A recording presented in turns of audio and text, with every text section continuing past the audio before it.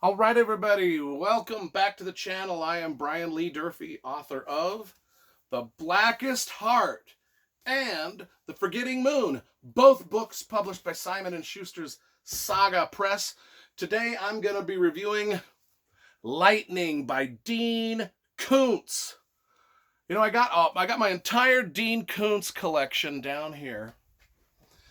It's kind of on two different shelves. We've got those right there, and then we got these right here. I mean, every Dean Koontz book I've got in paperback, and I've read them all. I read them all in college and high school and stuff. I've been reading them for a long time, and I started rereading Lightning. This came out in 1988, and I thought I had read it back in the early '90s when I was in college and back in high school or something, and I started rereading this, and I'm like, I don't remember anything about, most books I can remember at least something, and I'm like, I was rereading this, and I'm thinking, is this a book I bought and thought that I'd read and just never really read? But anyway, that's neither here nor there. We always talk about the covers first. I love book covers, graphic design, and illustration. So let's look at this. This is the original copy I bought back in the early '90s. I love it because it's got this raised silver lettering. It just feels great. I mean, when they do that in raised lettering and then they put some flashy silver on it.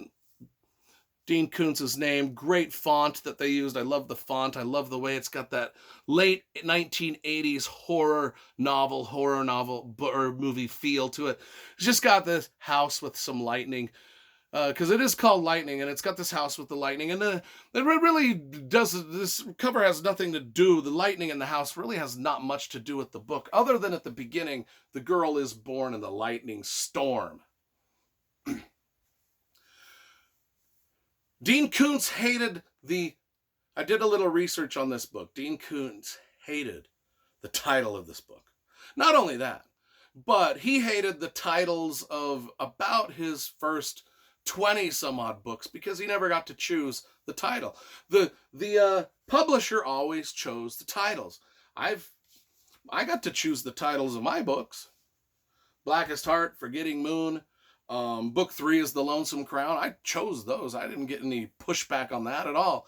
But apparently every single title for the first 20 books of Dean Koontz's career, the publisher was like, your title sucks, brother. You gotta come with it. We're gonna name it Lightning or Strangers or Hideaway or Midnight. I mean, and he hated every single fucking time that they retitled his books. Not only that, but the publisher, because he'd been on a bestseller string of about 3 to 4 books when he wrote this one. So he'd labored in obscurity for about his first 15 books. Then he had a big hit, and then his next one was a big hit, and then his next one was a big hit, and then he wrote this one. And the publisher took a look at it, and they're like, we don't like it. We're not going to publish it. And he's like, why? He's like, because it doesn't have a dog in it. Your other 3 books had dogs. People love your books because of the dogs. And he's like, what? And they're also like, well, and people like your other books because they're fast paced and they take place over the span of maybe a few days or a week. So the pace is relentless. This one takes place over the span of 30 years. So not only does it not have a dog, but it takes place over the span of 30 years. And so, do better. We're not publishing it. But he insisted. He's like, you're going to publish it. So they're finally like, all right, we'll publish it. But we're not going to name it what you want to name it. We're going to call it Lightning. And he's like, God damn it. He's like, okay, just name it Lightning. I don't give a shit. And it became even a bigger seller than his previous bestsellers. That's the research I did on this book. I like doing this I like reading the interviews that the authors give about these things. Anyway, what's it about? It does take place over the span of 30 years.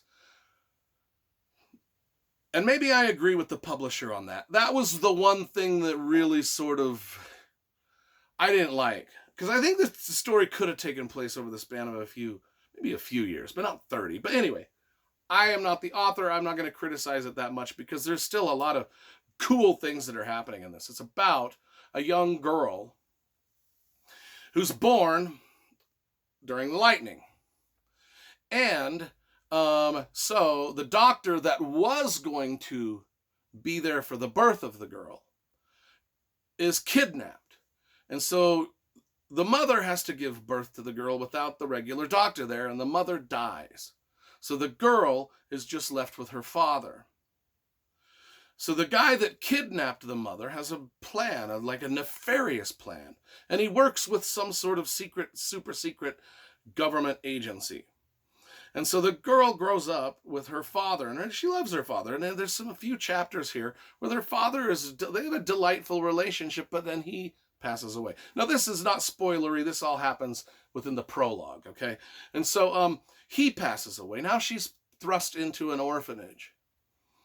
And so now she has to live in this orphanage with no parents. And she is still watched over by this sort of guardian angel. The guy that kidnapped the doctor that was supposed to give birth to her, or supposed to be there for her birth, that guy is still sort of being a guardian angel over her. He shows up once in a while when she's about to get harmed or die or raped or burglarized or mugged. He sort of shows up out of nowhere and kicks some ass and saves her. So she knows who he is. She just never really talks to him much. He's just sort of this guardian angel. We as the readers know that his name is Stefan. And he's got a nemesis, and his nemesis is Kokushane. Okay, I wrote it down. I don't know if I can pronounce it. Kokashku. Kokashku is the baddie in the book, and he's also followed this girl around in the shadows and watched her life. So now we're wondering, what is so important about this girl? Why is Stefan from the super secret government agency acting as her guardian angel throughout her life? And why did he not want the doctor there to give birth to her successfully so the mother could live? And there's a lot of mysteries going on. And who is Kokashku? Who is Kokashku, the bad guy? And why is he following her? And so then we follow the girl when she's little, and then 7 years old, and she's an orphan. Then we jump in time to when she's 20 years old. And so we get this girl's whole life as these two people sort of follow her in the shadows. And it's sort of like this cat and mouse game between Kokashku and Stefan. Stefan the good guy, Kokashku the bad guy, and maybe the good guy isn't the good guy, and maybe the bad guy isn't the bad guy.